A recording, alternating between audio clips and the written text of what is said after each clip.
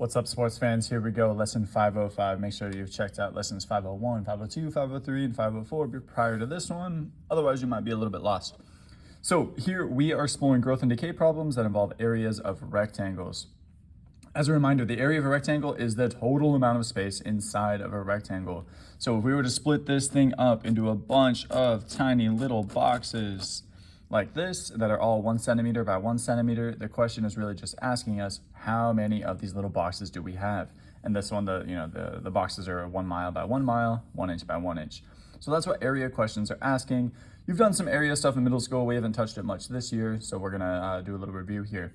So the formula for finding area of a rectangle is area equals length times width. So for example, number 1, we're gonna find the area of each figure. We know that area equals length times width. In math class, I do it with my lowercase l's in kind of this cursive fashion. Otherwise, they look like a number 1, and that confuses me. So that's why I do that. Great. So the length of this one, we will say, is 40 centimeters. So A equals 40 times our width here. Maybe I flip-flop this. Maybe you could argue this is 100 times 40, depending on how you spin this thing around. Both ways work for me. Now, if you're not sure what 40 times 100 is, you can just use your calculator. 40 times 100. Hopefully you saw that it was 4,000 before we typed this business in. And then we always write centimeters squared or units squared when referring to area for this exact reason, because these are a whole bunch of little squares. Okay, these ones I went ahead of time. Area is length times width. So we have 0.5 times 1.5. If decimals scare you, again, feel free to use your calculator. Or feel free to think of this like money. If this was $1.50 and you have half of $1.50, that is 75 cents or 0.75. So the area here is 0.75 miles squared. So this square that fits inside the rectangle is not even a full mile by a full mile, which is an interesting result. Okay, here we go. We have what looks to be a square. It is 12 by 12, so how many little tiny squares that are 1 inch by 1 inch would fit inside of this if we had 12 go across and 12 go up? Well, 12 times 12 is 144, so the area of this is 144 square inches. Okay, that should be review. Now we're going to get into our actual problem here that has to do with exponential growth and decay within the context of involving areas. So let's say that we have a rectangular piece of paper that is 20 inches long and 10 inches wide. It's an unorthodox sized piece of paper. I chose these numbers because they're a little bit easier to work with than 8.5 and 11. So we're folding this paper in half lengthwise, or veggie dog style. So that means if we had a piece of paper, we're folding it long ways. We're folding it long ways a bunch of time as opposed to veggie burger style. That's kind of the short way. So we're folding it that way and measuring the area of this paper that we can see. How many folds will it take to reach an area of less than 2 square inches? So again, to reiterate, we have a piece of paper, we're folding it in half the lengthways, and we're gonna see what the area of the visible portion is. And then we fold it in half again, lengthwise, and see what the area of the visible portion is. And we're gonna fold it a whole bunch of times until we can see, until we can find a point in time when the area is less than 2 square inches. So this is the ultimate question that we're seeking to answer. We'll do that at the end. And then we're going to follow A through D here as our guide. So fill in the table of values that compares the number of folds to the area in square feet. Well, because we're folding it lengthwise every single time, it's never getting shorter. So this length is going to be 20 all the way down because of how we've chosen to fold this paper. Again, if we're here, we fold it in half, we fold it in half, we fold it in half. It's always going to be 20 inches tall. The width, however, is going to change. If you're thinking to yourself, well, yeah, it's just going to be chopped in half. Yeah, you're exactly right. I'd agree with that. So if the width was initially 10 inches, we fold it in half, and then it ended up being 5 inches. If we fold it in half again, it'll be 2.5 inches. And now things get a little bit clunky with some decimals. So let's go ahead and type this into our calculator, 2.5. And if we just want to divide it by 2, we can click, divide by 2, and we end up finding 1.25. Great. Now, these calculators are pretty smart. You don't have to type out the whole 1.25 divided by 2. You can just type in the next operator. In this case, we'll say divide by 2. And what this does is it takes the previous answer and divides it by 2. It's a sweet little shortcut with these calculators. And we find 0.625. Divide by 2 again. 0.3125. Divide by 2 again. 0.15625, and then divide by 2 once again, 0.078125. Gross, but true. Okay, next, we're gonna fill in this last column, area in square feet. Well, we know area is length times width. We have length, we have width. We just multiply here, 20 times 10. Of course, that's 200. 20 times 5, well, that's 100. 20 times 2.5, oh no, decimals are involved. Let's check it out. 20 times 2.5, well, that looks like 50. Great. 20 times 1.25, 20 times 1.25, 25. My hope is that you're beginning to see the pattern here. 20 times 0.625, 12.5. Interesting. Let's keep this pattern going. 20 times 0.3125, 6.25. And then the pattern does continue. So notice how it's getting, it's being multiplied by 0.5 or being divided by 2 each time. We're going to refer to this as multiplication because with exponential equations, we want to find a multiplier, not a divider. So 20 times 0.5 is 100, or sorry, 200 times 0.5 is 100. Times it by 0.5 again, you get to 50. Times it by 0.5 again, you get to 25.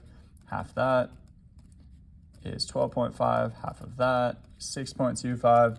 Let's lean on our calculator, divide by 2, or which is the same thing as multiplying by 0.5, 3.125. And once again, and this time I'll illustrate the times 0.5, and we get 1.5625. Okay, so here is the area of the visible area of our piece of paper. Do notice my typo here. It says in square feet. I should say square inches. My bad. So this is the area after folding it a certain amount of times. If we fold it 0 times, the area that you can see is 200 square inches. 1 time, it's 100 square inches, and so on. Okay, so fill in the area, blah, blah, blah, done. Find the rate of change for the area. Okay, well, we actually just did that. That's the multiplier here, or our b value. So our b value is 0.5, because each time the final result is being multiplied by 0.5, each time x increases by 1. Find the equation that represents how much area is visible. Well, here in this case, our a value, our initial value, is 200. So when the paper's been folded 0 times, the a value, the total area, was 200. The b value from the previous step is 0.5. We know that these things are always in the form of y equals a times b to the x power. That's been on the top of every single set of notes from this section except for this one. So check the top of your notes for 501, 502, 503, or 504, and you'll find this, this model here, this template. So let's plug in our pieces. Y equals, well, a is 200 times our b value, which is 0.5, and we raise that to the x power. So what's going on here is we have an initial value of 200. We're multiplying it by 0.5. Well, how many times? X number of times. So every time the x went up, we multiplied it by 0.5 again. X goes up, multiplied by 0.5. X goes up, multiplied by 0.5. This formula, this equation here, we can plug in any number of x. If we wanted to fold the paper 100 times, we could get a number for that. Now, is that really practical? Nah, I don't know, probably not. But we can make some projections based on the data that we do have. Okay, let's identify the different parts of this equation. What I mean by that is I want to identify what does the y represent, what's the 200 represent, what's the 0.5 represent, and what does the x represent. So y in this case is the total visible area. So that's this red column here. That's what the y value is. The 200 in this case is the initial area. Let's clarify even further. We'll say with 0 folds. The 0.5, this is our multiplier. So you could say multiplier, you could expound on that a little bit and say, the area is multiplied by this value each time or something along those lines. And lastly, the x. Well, the x represents the number of folds. Oops, and I'm realizing that's out of screen. Cool. X is the value of the number of folds. Okay, so here's an example of an exponential equation involving area. You got some practice problems coming your way, a practice problem. I want to talk about a couple things real quick. So here in the situation, you're in a rectangular closet with a length of 4 feet by 8 feet, and then the walls of the room suddenly begin to expand. Interesting, okay. So every minute, each wall grows by 20%, 25%. Two major differences here between this one and then the example we just did. First, this one's growing, that's different. This one back here was decreasing, right? We multiplied by 0.5. So that should be an indicator on what your B value will end up looking like. Check out the lesson for exponential growth. I think it's 503 for tips on how to set this one up. Next, something that's different is that both walls are expanding. So in this one, the length stayed the same each time, and then we multiplied the width by 0.5 or divided it by 2 each time. For this current example, you're gonna get the initial length and width. Well, let's actually write that in, the initial length and width. And then to find the following values, you would take this and multiply it by whatever our multiplier is.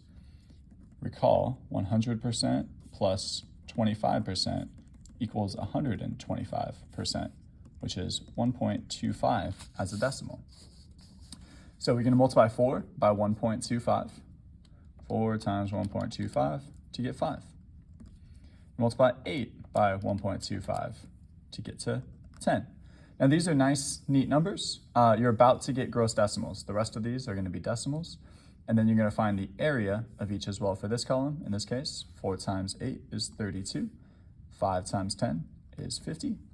And then you'll go from there. Two other quick things I wanna point out. I have a typo here.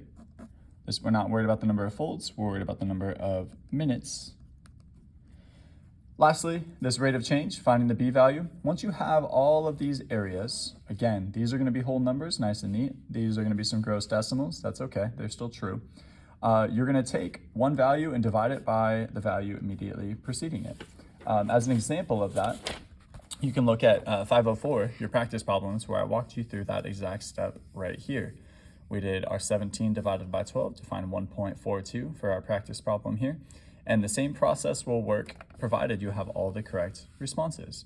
So for here, 17 divided by 12 is 1.42. The same is true if we did 400 divided by 282. The same is true if we did 140 divided by 98. The same is true if we did 49 divided by 34. They're all going to be 1.42. You need to confirm that that is the case with the examples that you find here, or the total area that you find here. Okay, hopefully this is enough to get you going. Let me know if you run into questions. You got this.